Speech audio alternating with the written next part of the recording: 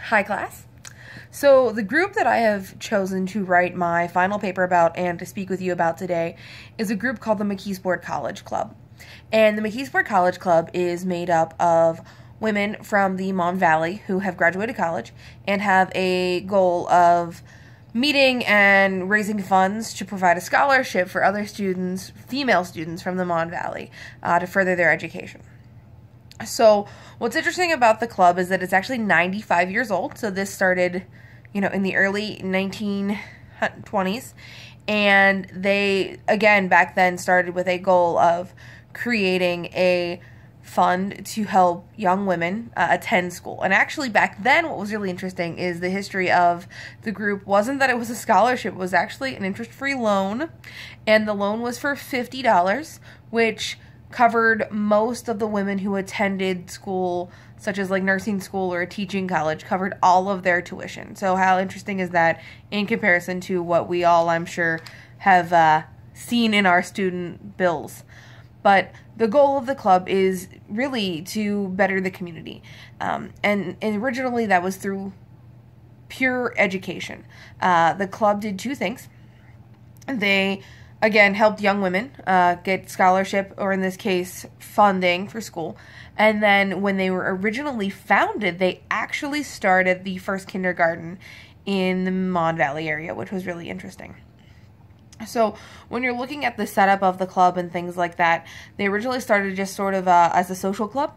And then it branched off from there as to what they really were going to do. A few women got together, and then all of a sudden this sort of culture and everything grew up around them. So it was sort of an organic creation, but what is really interesting is that the club has lasted this long and has some members that have been in there for 50 and 60 years at this point. So when you look at the understanding and how within our framework of text and things, how this kind of came about, and we look at functionalism and conflict and symbol, the idea of this club is definitely a functionalist makeup. So they defend the status quo, and they have a very bureaucratic system, which is kind of hilarious. While it stemmed from a social organization, it has branched into obviously being a lot more structured, and over time it has an executive board, it has subcommittees, it has meetings in specific times, things like that.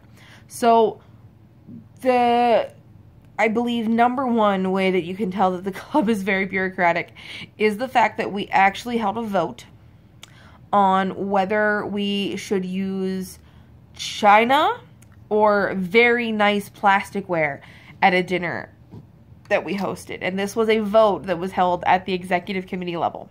So there's definitely a bureaucratic and a slow to change kind of mentality that you can see with that functionalist perspective. What led these women to the system, though, is really interesting. When we look at our Griswold text, it says social problems involving economic inequality, ethnicity, modernity itself are all cultural constructs rather than natural events or random happenings.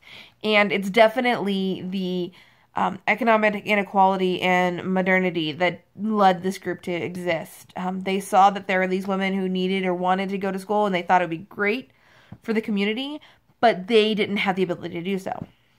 So because of that, they kind of branched forward, and they had actually all gone to school in some way themselves, and they wanted to help further that. So further down the line, when you're looking at the club, though, there's still this bureaucracy and hanging on to the status quo in the fact that every year for the last 95 years, they've done a tea. Yes, high tea. British high tea to present the scholarship or money towards the student. In fact, they have the original silver tea set that the club originally used, and we still use that to this day during our presentations of the award ceremony. And the girls who receive the scholarship actually serve the tea to the executive committee who's giving them the scholarship as sort of a thank you and a sign of gratitude for the gift that they're being given. That tea set is absolutely a cultural symbol of the college club. When you're looking at cultural stories of the college club, they tell the story of the college club creating the first kindergarten in the Mon Valley. And that is absolutely a shining point in the history of the college club. It is a story that is passed down from group to group. And that story is told both as a legacy and a proud moment, but also as an orientation piece, as something that every college club member knows, and it's those common backgrounds that really bring that culture together. Now, even though there's an overarching culture of women who are highly educated and want to help others within their community become educated, there are definitely subgroups as well. One of the big subgroups is that a large majority of the members of the college club are teachers or retired teachers. And so they have their own take on different things, the way that they address the scholarship and what candidates should need to receive the scholarship is different than some of the others who are in the group, like myself, who work in a different, more administrative or business-y, corporate-y kind of world. We have another group that we have that is really, really involved in other community activities. So they are members of 2 or 3 different community groups. And the college club, while the main focus is absolutely to raise money for the scholarship to give young women, a chance to better themselves at college, they also participate in multiple small community outreach events. They volunteer their time as a college club to do things with this food pantry or with the local gardening club, things like that. And then the third group that's in the college club is what the many of the retired teachers refer to as the youngsters. And I solidly fall within this subgroup myself. And we are all people who have been invited to the college club within the last 5 years, who've graduated in the 2000s and who are very tech savvy.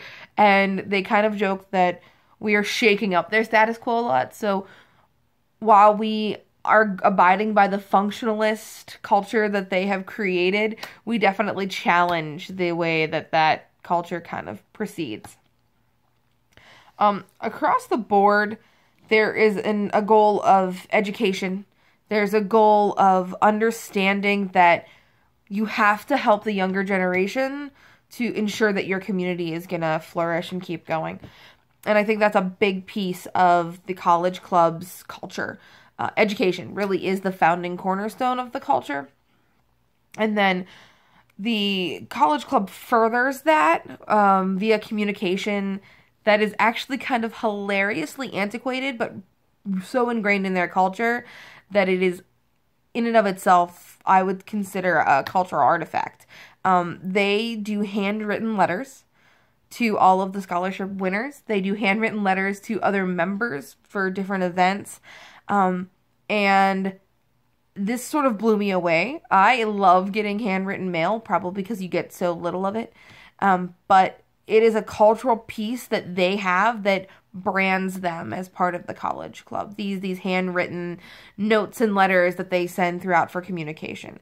Now, we've obviously modernized this a little. The youngster subgroup has created Facebook pages and a listserv to help communicate. But they fall back onto those older communications, and it really is an endearing quality and a cultural piece that helps you connect with the college club and with it within that culture. And that's that shared experience that you get that helps to create a culture and helps to permeate that culture throughout the group. Across the board, the college club really is there to create opportunities in the community, but they have created their own culture in doing so. So across all of these kind of pieces, the college club has been there to address a issue within society, to better the society in which they were in. So they have taken pieces of their society and infused them into the culture of the college club. I look forward to hearing your thoughts on this culture, and I hope that I can interweave some of your ideas that I've seen in your YouTube videos into my paper. Thanks for listening.